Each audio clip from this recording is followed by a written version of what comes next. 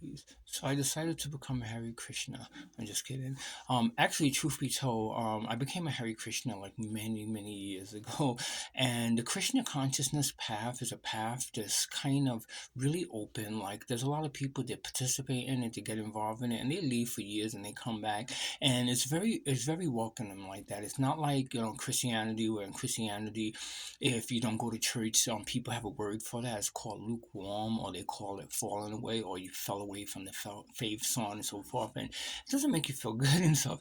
But in Christian consciousness, that doesn't really exist. It's almost like it's more of a realistic path, and people get it. That you move on from things, and you participate in other things. You get distracted by other things, and you always could come back. And I think that that's a good feeling to know that that's one of the philosophical principles that Krishna consciousness has. But I think it's wonderful. And so, like last Sunday and the previous Sunday, I went to the Krishna temple.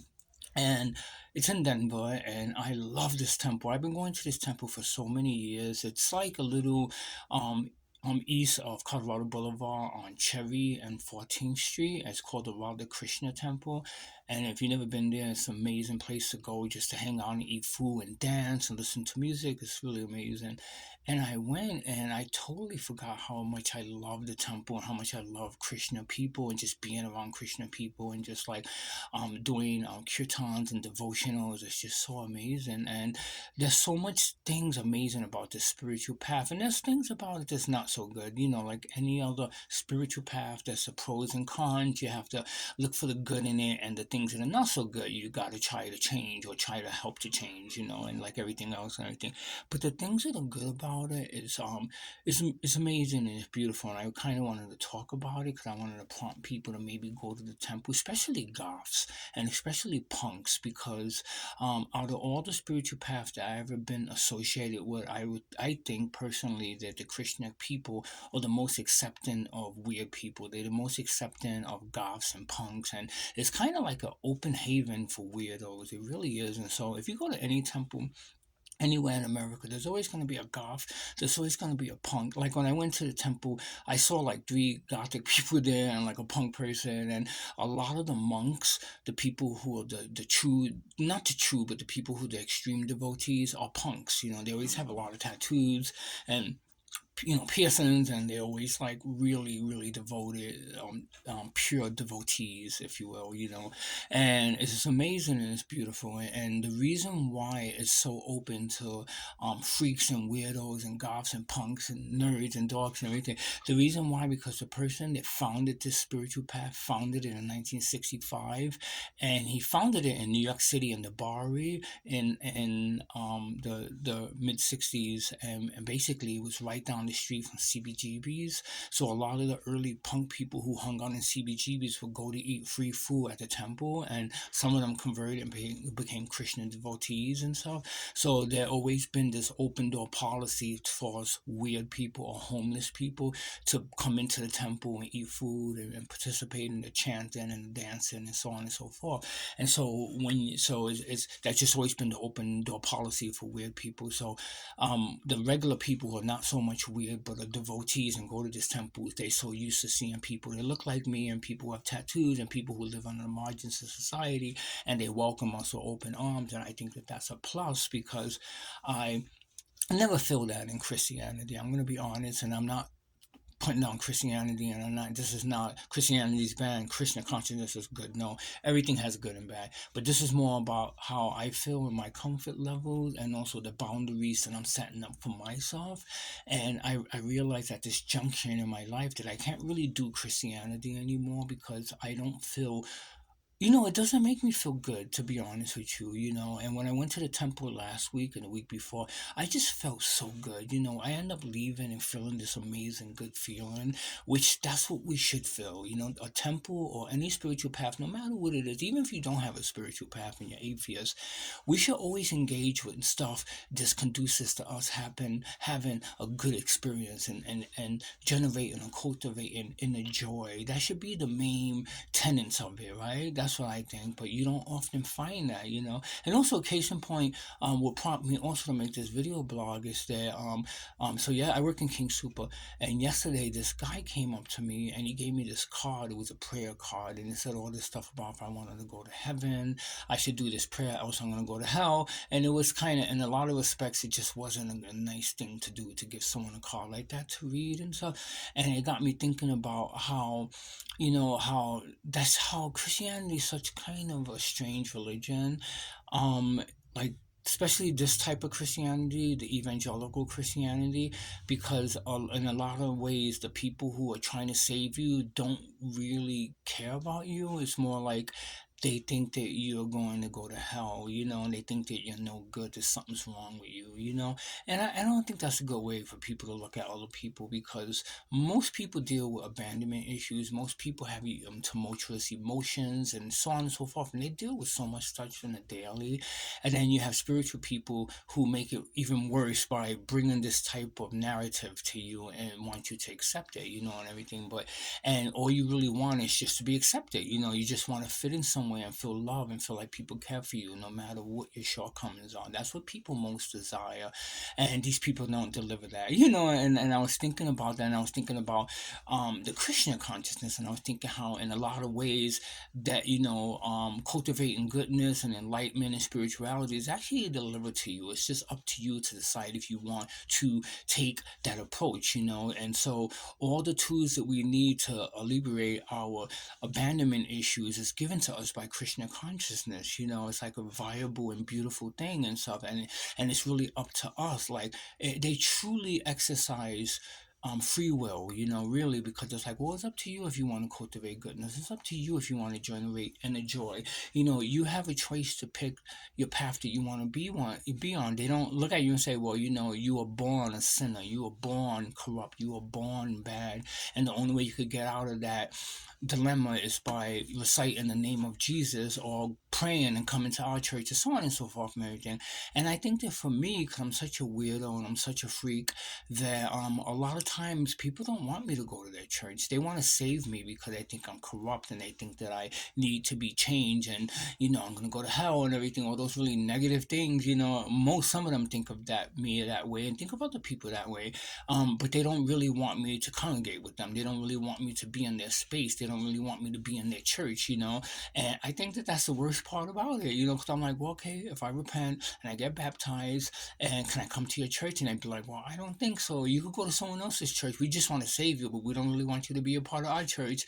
Believe it or not, a lot of church function that way, and that's why I felt like I was never 100% accepted in Christianity, and I grew up Catholic, and there's so much things I love about Catholicism, namely all the pagan stuff. I gotta be honest, there's no more pagan path on this planet than Catholics. Actually, it's really pagan, even though they won't admit it, But I love all the pagan stuff, and there was a part of me always that wanted to be part of the Catholic Church because I just love the rituals, the paganism, and all the stuff that goes with it. But I never was accepted ever in that church, ever in my whole life, so I had to divorce myself from it. But I still like a lot of the rituals, and I still like a lot of the saint worship, and also I love the Virgin Mary, and all those things you could find in Wiccan, and you could find in pagan paths. So right now I'm just concentrating more on the pagan path, And last week when I was at the Hare Krishna temple, and I was looking at the people bowing down to these big deities and, big idolatry, whatever, and I was thinking, wow, if Christian people saw me at this temple, they would think I was totally going to hell because they think that that's idolatry or idol worship, which, truth be told, Krishna predates Christianity by like 5,000 years and stuff, and they have this thing, they have the Trinity. Matter of fact, the Trinity, if you think of the Trinity, that's like in Catholicism or in Protestant religion, like, the Father, the Son, and the Holy Spirit, which are the three in one and everything, that came from pagan religion, that came from the goddess religion, that came from the religion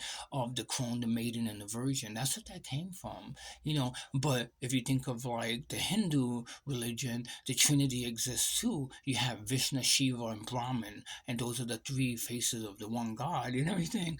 And Krishna Krishna is the 18th manifestation of Vishnu, or Shiva or Vishnu. And so it goes back to the goddess religion. And then, but if you look at the Catholic Church, they would be like, well, no, it's a Christian thing. The Trinity is a Christian thing. The three in one is a Christian thing. No, it's actually a pagan thing. And it's about the goddess, actually, and everything. But more so, it's also about the Krishna consciousness, and that's one of the things I love about it. But when I was in the temple and I saw these people bowing down, because I never bow down to idols, I just never done it. I like to see other people do it. I just don't do it. People say it's just a form of humility, and that's why people do it. They're not really bowing down to an idol. It's more like they just humbling themselves before the divine, I guess. I never do it. A lot of times I'm just really shy, and I feel like my heart is not in it 100%, so I just don't do it and everything. But people do it nonetheless and everything. And I was thinking to myself, I was like, this is a real extreme pagan religion. It really is. And that's why people who are Christian have issues with Krishna consciousness, because it's pagan. It's pagan in its purest sense, but also it's very intellectual, and this really has to do with the intellectual way, how we intellectualize things, and how we cultivate and how we process cognitively information, and that's one of the things I love about it. And the premise is never to like want stuff. Like if you think of like when you're growing up Christian, you're always told like, well, if you pray and God's on your side and Jesus is on your side, you're gonna get this and this. So you grow up with the premise of wanting something. You grow up with this desire to just covet stuff. So you're like, well, if I'm good and I pray, I got baptized, if I pray, then maybe God will give me a girlfriend, or maybe God will give me a boyfriend, or maybe God will give me the job that I want, or the house, the neighborhood I want to live in. So you always have that. It's almost like a loan from a bank that you could use that loan to open up a business, and everything. So that's a real big tenet in Christianity, and I never quite got that and stuff. But in Christian consciousness and also in Buddhism, that's almost non-existent. Like it's all about cultivating, joy, and cultivating enlightenment, and so on and so forth and everything. So you're not really asking for stuff.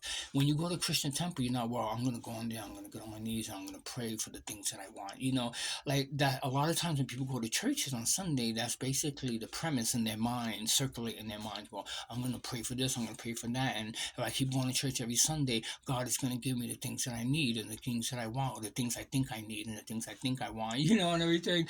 And maybe that's not for everyone. Maybe there's people that just are not like that, and they just love God, whatever, and good for them, kudos for them and stuff. But I know for the most part, how I grew up, it's always been about wanting stuff, and maybe getting those things, but getting it from God or Jesus, and everything. But when I went to the temple last Sunday and the Sunday before, I know how it operates, and I know it's not about wanting stuff and praying for stuff and everything.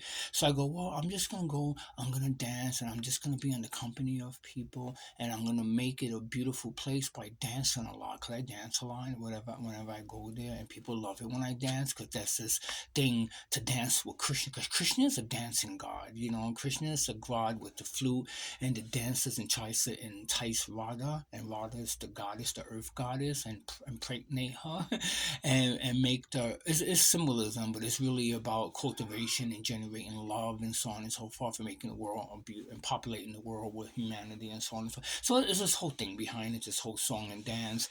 But the image of Krishna is Krishna playing a flute, and Krishna is the color of blue, and also Krishna is wearing makeup, because Krishna is really beyond gender. Krishna is supposed to be a male, but also as a female as well, and mixed kind of it, like androgynistic and stuff. So very pretty male and stuff. That's another part of it that I love, because I'm androgynistic, obviously being goth and stuff and everything.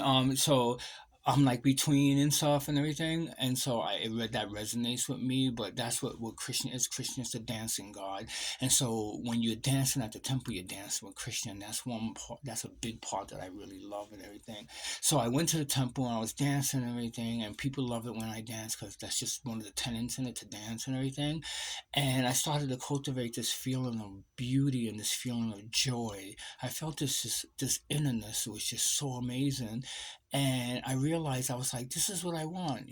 I don't want anything else. I don't want this. I don't want that. A lot of times I'm like, oh, it'd be nice to like have a girlfriend. It would be nice to like have more friends. It'd be nice to, like think about the stuff we all think about and everything. But at that moment, when I was there for a long time, I was just cultivating this feeling of peace and this feeling of innerness, and I was actually giving back. And I was like, that's what I want to do. I want to give back. I want to give back. I just want to be an instrument of the will of the divine, where I just give back, and then all those things that I think I want will be handed to me, will be given to me on a silver platter, I'll be taken care of. And if I'm not taken care of momentarily or physically or whatever the case may be, then I am still gaining a lot because I am given. And our natural state as humans is to give, and our natural existence to make beautify the world is to be given. That's what we are meant to do. Like the Giving Tree. You ever read that book? That's one of my favorite books of all time.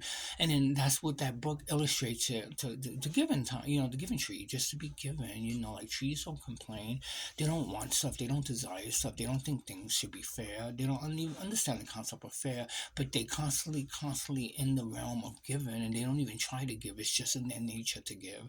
And basically, we should be more like a tree. That's what I'm trying to say and stuff. But I felt all that feeling when I was there. And it was just so beautiful. And so I go to this place. It's called Rhythm Sanctuary.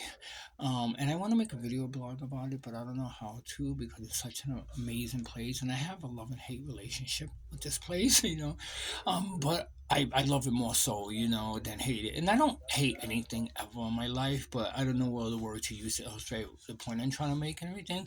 But I stopped going for like a bunch of months, since I lived in Denver and everything. And I just recently started going back. And if you've never been there, I suggest you go, and it's a place where you go and you dance for like 2 hours in this big room with like 200 people, and you're barefoot and you can't communicate with people. You can't physically talk to other people, but you can dance with them and make eye contact and make body, language towards them and stuff to get convey a message to them if you want to communicate, but you can't physically speak and stuff. And I love this place. And anyhow, I go, and then there's a girl, a goth girl, like some goth people go, and there's a goth girl that goes. It's like so beautiful, and she dances really good, and she's amazing dancer. She's one of the better dancers, and I go, and I'm one of the better dancers, and so we dance sometimes together and everything. She dances with other people, and I dance with other people and everything, but we never communicate. All the months in the last few years I've been going, we never communicate, with her. Anyway, when I went to the temple,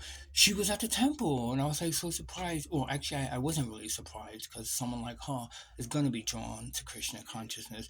But she was like so goth out, and she was sending. She had black lipstick on, and she had this hat, and she was all gypsy and goth and everything. And it made me feel so happy that she was there because she reminds me a lot of me and everything. And I was just like, that's so beautiful that beautiful gothic people are just drawn to this movement, drawn to the Krishna consciousness, and they just go. And maybe I was thinking, maybe she's thinking the same thing because I'm always dancing at this other place, and she's probably like, oh, he goes to the temple, that's cool. And everything. Because she looked at me and she waved and she said hi, and I said hi, but I didn't want to talk to her. I was like, all right, run into her again, I'll talk to her. But seeing her first time, I don't want to be like, hey, how's it going, whatever, and stuff. So I didn't say anything to her.